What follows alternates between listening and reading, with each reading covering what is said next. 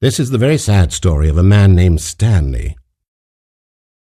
Stanley's boring job, pushing buttons, demanded little of him, so there was not much of himself to give. And in this way Stanley's job felt less and less like his every day. Without question or judgment, Stanley continued to do what the screen told him. One keystroke flowed into another keystroke, flowed into his ride home, flowed into waking up, flowed into going to work, and here he was again. Stanley was typing out a sentence that said absolutely nothing at all. It got to the point where rather than actually applying himself to the world, it was easier to simply imagine that the world cared about him in the slightest.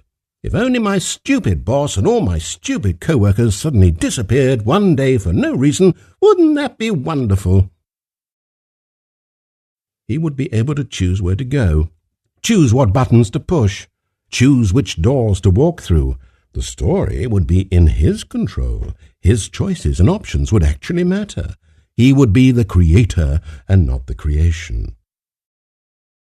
The more elaborate this fantasy becomes, with mind control machines and colored doors, the more easily he forgets the truth, the more he sacrifices his actual life for a constructed one.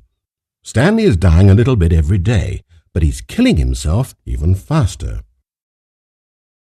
And in a brutal moment of clarity, Stanley was able to look around him, to see that he was in this office, to see the monitor, the buttons, the door that he could not open and that would never truly open.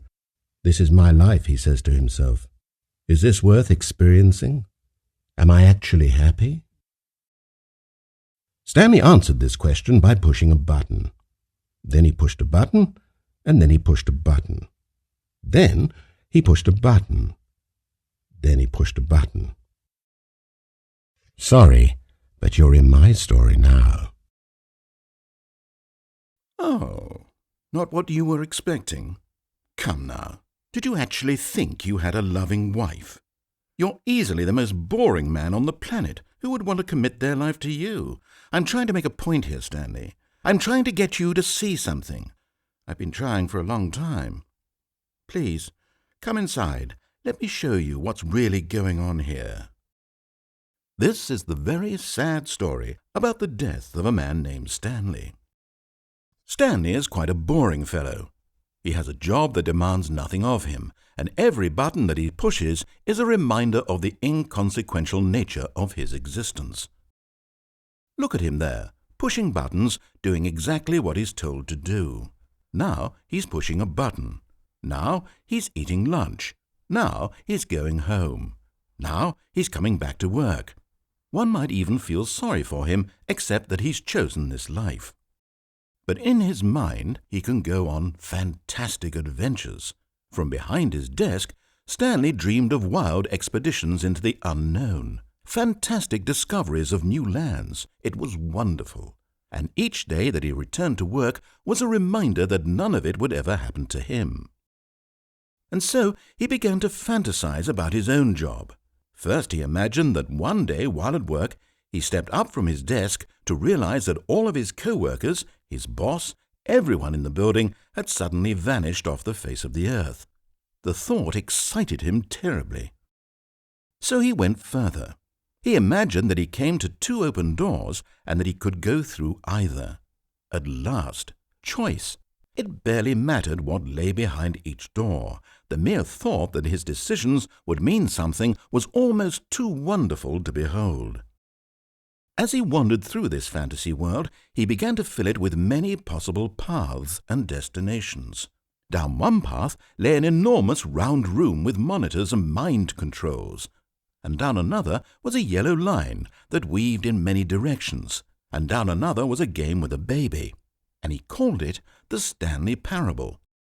It was such a wonderful fantasy, and so in his head he relived it again, and then again and again, over and over, wishing beyond hope that it would never end, that he might always feel this free.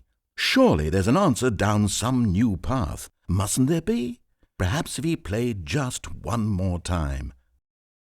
But there is no answer. How could there possibly be? In reality, All he's doing is pushing the same buttons he always has. Nothing is changing. The longer he spends here, the more invested he gets, the more he forgets which life is the real one. And I'm trying to tell him this, that in this world he can never be anything but an observer, that as long as he remains here, he's slowly killing himself.